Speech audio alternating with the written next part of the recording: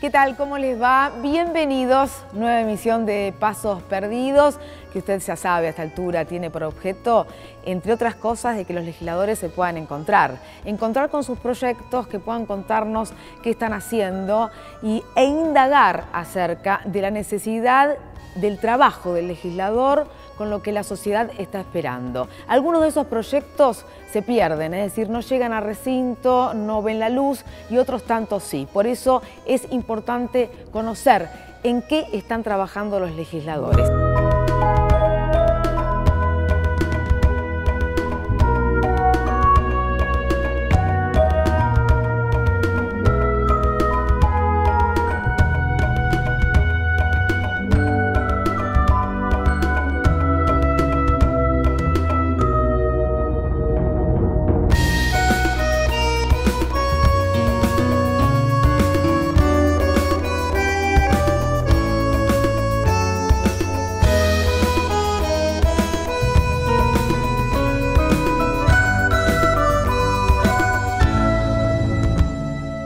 A presentar a los integrantes de la mesa de hoy. Voy a comenzar por Alberto Acef, Buenos Aires. UNIR, ¿cómo le va? Gracias por venir, ¿eh? Y por Manuel Garrido, Ciudad de Buenos Aires, Unión Cívica Radical. ¿Qué tal? ¿Cómo está? Como siempre nos acompañan colegas, ellos también nos van a ayudar no solo a pensar, sino a indagar respecto de los proyectos de los legisladores. Se trata de Alberto Lampugano, Radio Cadena Eco. Alberto, ¿qué tal? Gracias por venir. Y Mariana May de Radio Splendid. Bueno, ¿qué les parece? Si comenzamos por escuchar los proyectos de los legisladores, vamos a tener un bloque para cada uno de ellos, nos van a explicar esos proyectos y podemos hacer todas las preguntas que querramos, ¿eh? Alberto Acef, a ver, asociaciones civiles y fundaciones sin fines de lucro que tengan por objetivo ayudar a niños, adolescentes, a las personas de tercera edad. Debe haber muchísimas que hacen esto. ¿Cuál es la idea del proyecto? La idea es muy amplia y no es solamente limitada a las organizaciones de la sociedad civil dedicadas exclusivamente a los niños, a la ayuda a los menores, a las familias, que son fundamentales desde ya, sino que es más abarcativa y tiene que ver con el Congreso y la ciudadanía. Yo he propuesto un proyecto que está en pleno tratamiento, que se llama la creación de una oficina de vinculación ciudadana, y le agregamos algo muy pretencioso, como es el pensamiento estratégico. La oficina va a ser un ámbito orgánico, institucionalizado, para escuchar las reclamaciones y las peticiones y las propuestas de la ciudadanía, fundamentalmente a través de sus organizaciones.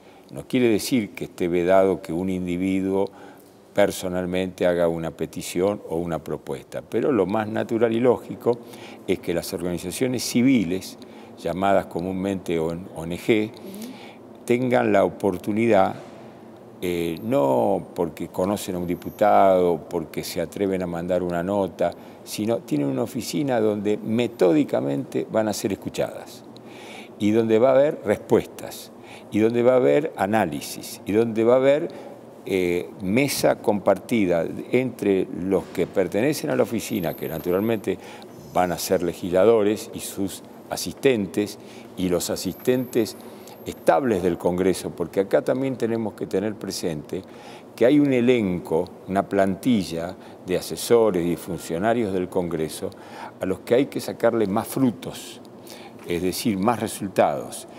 Ellos también, como son permanentes y son institucionalmente del Congreso, más allá de banderías políticas, tienen la oportunidad de un trabajo muy eficiente que hay que realizar en esa vinculación con la ciudadanía. Ahora, diputado, por lo que usted me dice, ¿es esto una manera de admitir que desde el Congreso Nacional se hace difícil la escucha?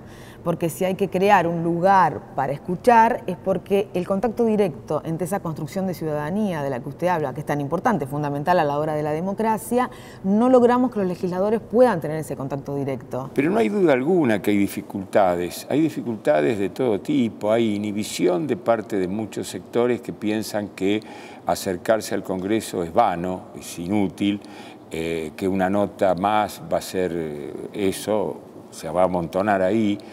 No es lo mismo saber que hay una oficina. Pero eso es porque la respuesta nunca llega, y la o tarda respuesta tanto llega que... o llega tardía o no llega.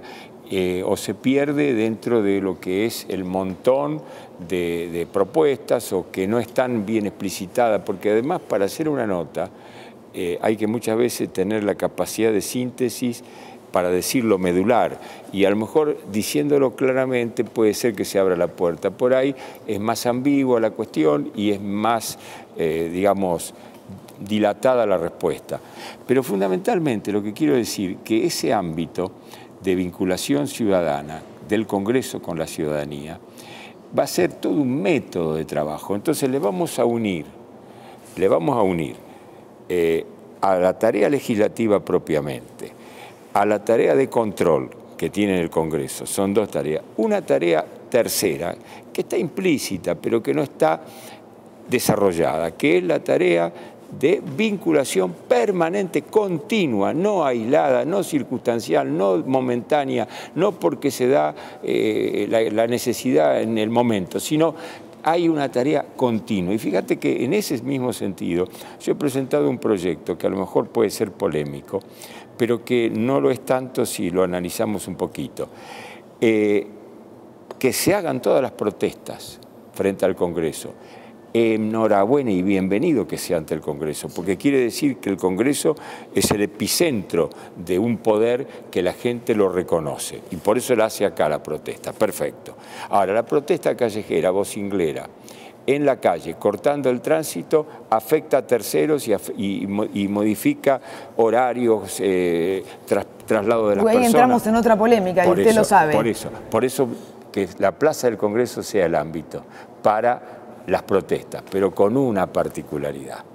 Cada vez que hay una protesta notificada, aunque sea en el día, en primera hora de la mañana que va a haber una protesta, el Congreso designa una comisión ad hoc para ir a la plaza a escuchar la protesta y darle una respuesta. Si no se la puede dar la respuesta inmediata, le va a dar la respuesta en un lapso de una semana. Bueno, es interesante que alguien los escuche directamente, claro. Porque la gente cuando corta una calle no creo que porque tenga ganas, a nadie le gusta hacer eso, sino porque como nadie escucha, de algún lado hay que hacerlo. Busca cortar la calle para que la escuchen. A ver si los colegas le quieren preguntar algo antes de ir a la pausa. ¿Quieren preguntarle algo? Sí, yo lo que me parece que esto último que usted acaba de decir, diputado, va a levantar un poco esa bronca, esa furia que hay en el ciudadano cuando de repente nos encontramos con que hay un corte intencional en alguna arteria muy importante como lo es Callao, como lo es Rivadavia, como es la 9 de Julio.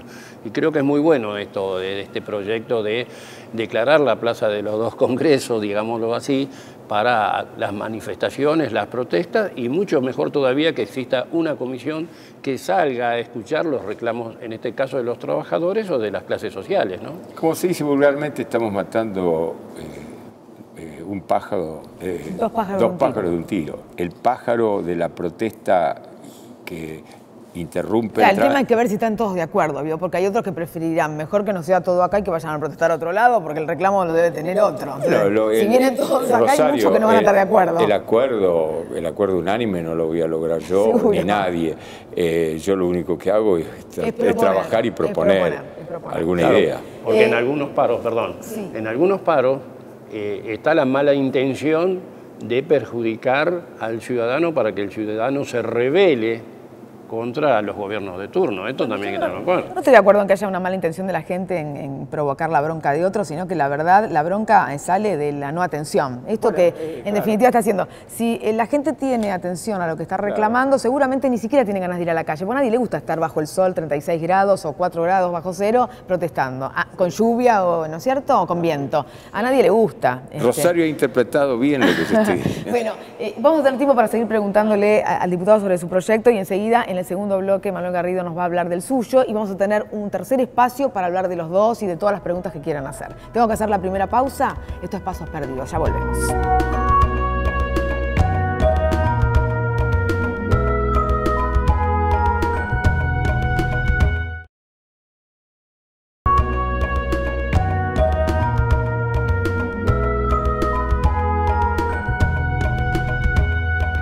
Seguimos con lo prometido. Manuel Garrido ahora nos va a hablar de su proyecto Trabajo Doméstico y de Cuidados No Remunerados, inclusión en el sistema de cuentas nacionales, régimen, encuesta nacional del uso del tiempo. Es mucho título, diputado. Mucho título porque... Explíqueme, por favor. Porque básicamente apunta a dos cuestiones, pero que tienen un mismo sentido, que es el de visibilizar el trabajo que se realiza cotidianamente en el hogar, y además que también ese trabajo que se realiza cotidianamente en el hogar, que es el cuidado de las personas mayores de la familia, las tareas domésticas no remuneradas, el cuidado de los niños, que eso por un lado se visibilice, es decir, que se conozca cuál es la real dimensión de ese trabajo. Se ha avanzado mucho en los derechos de las trabajadoras domésticas, mucho en la Argentina, porque están en blanco, porque antes no se les reconocía ninguna de estas cuestiones, vacaciones, aguinaldos, en fin.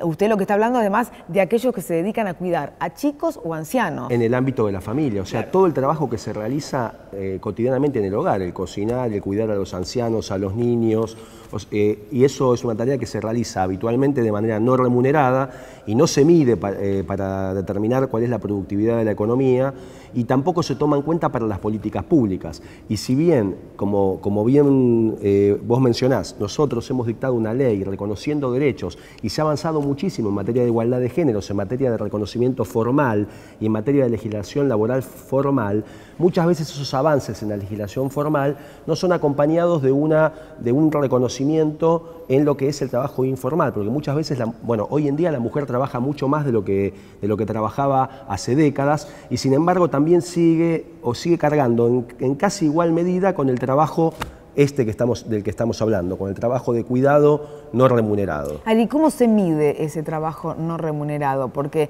si uno contrata a alguien de niñero, vamos a suponer, uno trabaja y dice, mira, necesito que cuides a los chicos o tengo una persona mayor en casa, yo debo salir a trabajar, cuídala, uno le paga a esas personas. Claro, bueno, ese es otro tema también que es importante mencionar, porque aquellos sectores sociales, o sea, este trabajo de cuidado no remunerado repercute en la desigualdad de género peor en aquellas familias con menos recursos, porque hay familias que tienen recursos y ese trabajo se remunera y lo lleva a cabo otra persona. Pero en las familias con menos recursos, ese trabajo no se remunera y por lo general, y eso es lo que queremos ver, en qué medida es desempeñado por qué personas del hogar. Claro, ¿hay dimensión de eso? ¿Se sabe? No se sabe. O sea, hay intuiciones. Es que es difícil legislar sobre una realidad que se desconoce, no, entiendo yo. Pero esta ley justamente apunta a conocer esa realidad.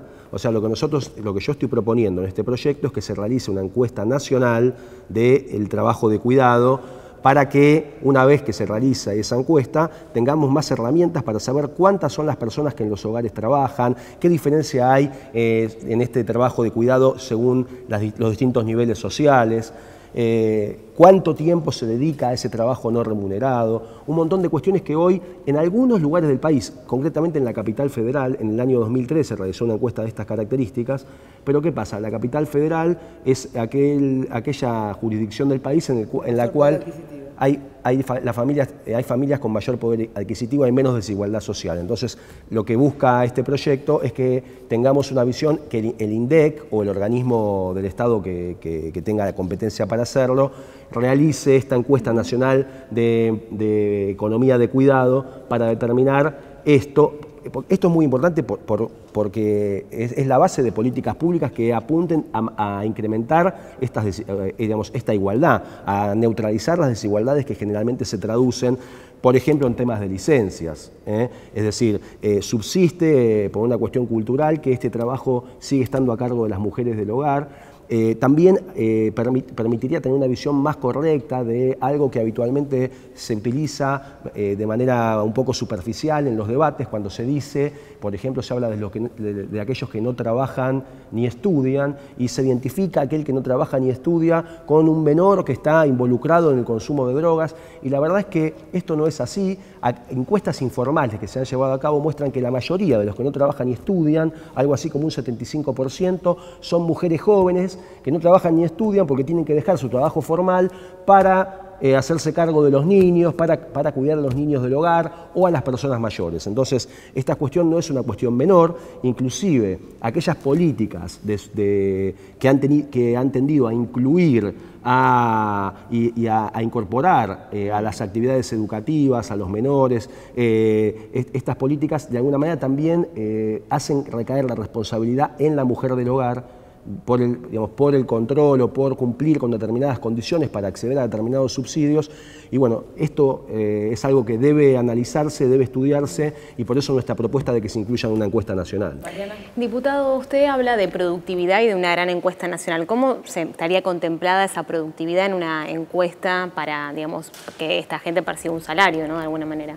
Claro, en realidad realizan un trabajo, pero no perciben un salario a cambio, y nosotros además de la encuesta, lo que proponemos es que esto se incluya en el sistema de cuentas nacionales para que se mida la productividad de ese empleo no remunerado, porque aquellas personas del hogar que están llevando a cabo estas tareas de cuidado están de alguna manera llevando a cabo una misión están cumpliendo con una obligación que también recae en el Estado, porque el deber de cuidar de las personas que necesitan cuidado, de los ancianos, de los niños, también es un derecho, el derecho al cuidado, que es un derecho humano, que también el Estado tiene que velar para que se cumpla ese derecho. Entonces, además de esa encuesta, lo que pedimos es que se incluya esto en el sistema de cuentas nacionales, es decir, que en la medición de la economía global del país se mira también el aporte a la economía de todo este trabajo que no recibe una remuneración formal, pero que contribuye además a que se mantenga viva la fuerza de trabajo. Para que lo pasemos en limpio, digo, y se pueda entender, lo que usted está buscando es una herramienta a través de una ley que permita hacer un estudio de campo. Primero porque desconocemos la dimensión de este tema, y a partir de ahí, para saber qué nivel de productividad de estas personas, y entiendo que el objetivo final será poder remunerar ese trabajo. Remunerar y además encarar otras políticas públicas. Es difícil lo que está buscando, diputado, le digo, está complejo de hacer eso. No creas. ¿No? Hay muchas cuestiones políticas públicas que podrían desarrollarse para corregir desigualdades. Por ejemplo, lo que yo mencionaba, temas de licencias, en donde si bien hay licencias supuestamente igualitarias, por lo general no se propicia que el hombre, por ejemplo, tome licencias mayores y se haga cargo de manera igualitaria de las tareas del hogar. Hay muchos casos. Por ejemplo, está en el caso de los chicos prematuros. Usted sabe, los bebés que nacen prematuros y las mamás o las familias que tienen que quedarse a cuidarlos cuando salen de la internación, porque es muy importante, porque puede haber secuelas. Hay muchos grupos que le están pidiendo al Congreso Nacional que, por ejemplo, midan esta realidad para poder ayudarlos con mayores licencias. Y tiene también que ver con los derechos de cuidados, por eso se lo digo, sí, porque en el marco de lo que usted está diciendo. También en breve tiempo voy a presentar un proyecto que cambie este sistema de régimen de licencias, porque las licencias para los hombres bajo determinadas circunstancias apuntan también a preservar o a promover la igualdad de géneros también en lo que tiene que ver con las tareas del hogar. Tenemos que hacer otra pausa, ya sé, y en el último bloque vamos a poder hablar todos respecto de los dos proyectos presentados y las dudas que hayan quedado, que seguramente son muchas. Pausa y volvemos.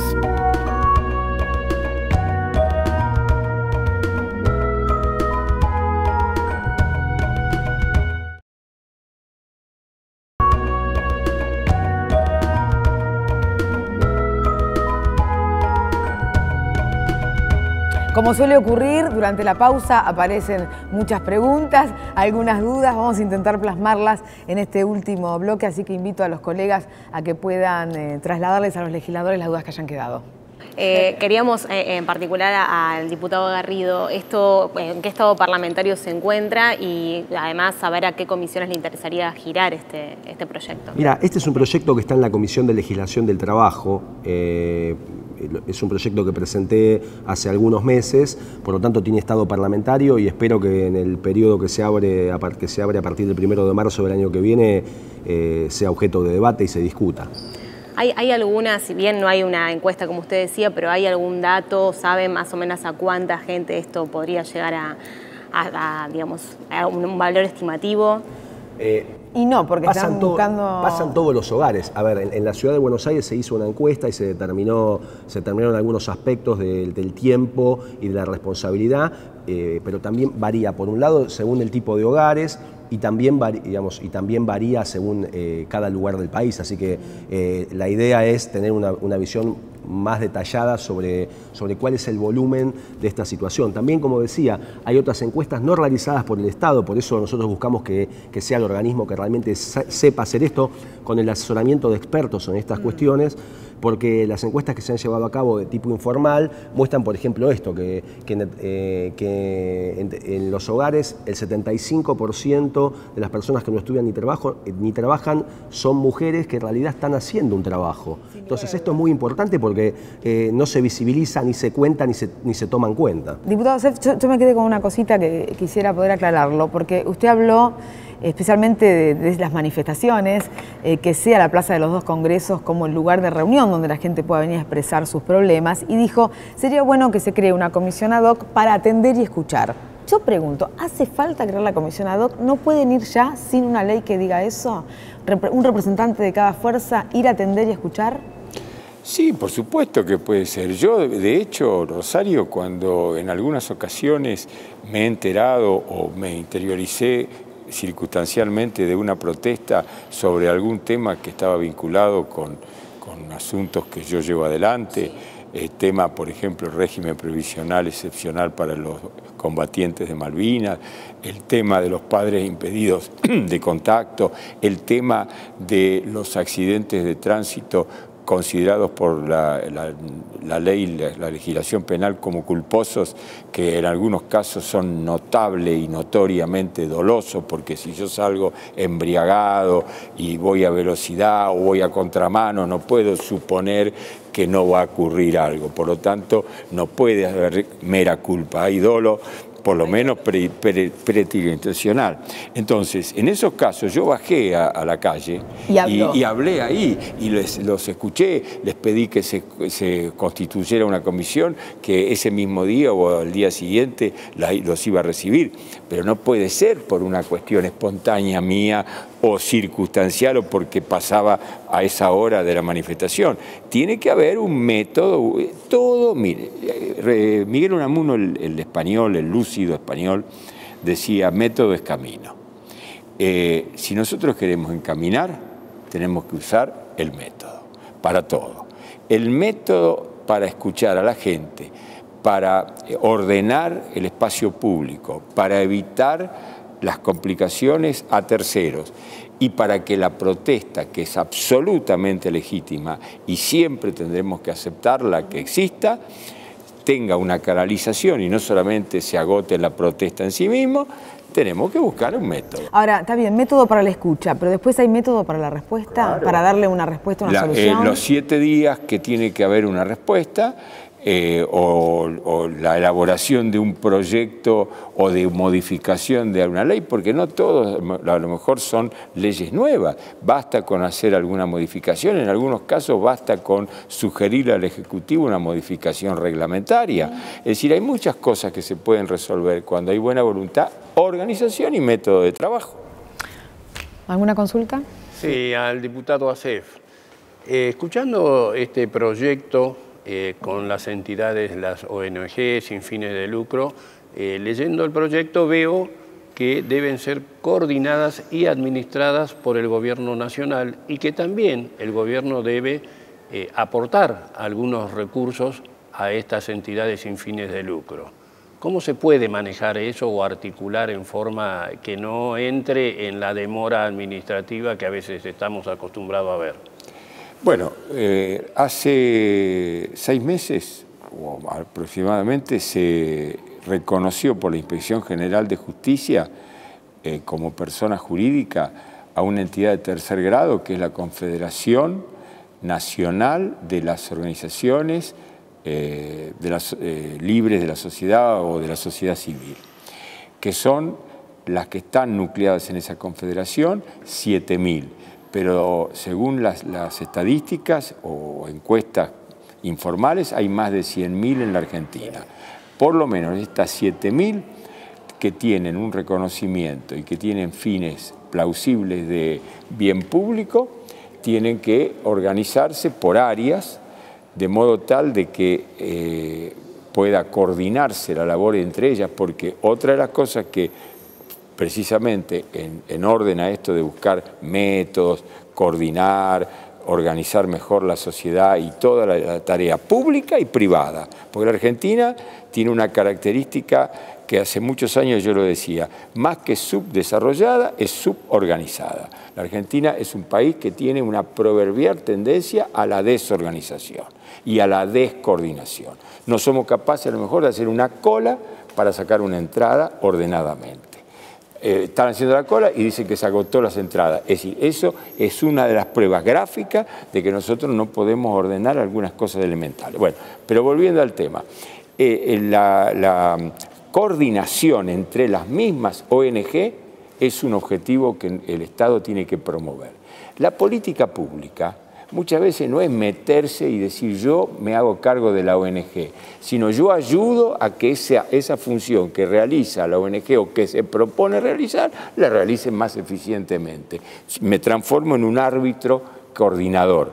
El estado arbitraje, el estado arbitral, es el estado ideal, porque es el estado que no se mete a hacer directamente las cosas, pero arbitra permanentemente, equilibra en forma continua. Y controla. Y controla, por supuesto, y controla sin meterse, porque la mejor forma de controlar es observar con inteligencia, vigilancia eficiente y hasta muchas veces invisible, hasta porque el control invisible es más eficiente. Han sido muy amables por participar en el programa, colegas también.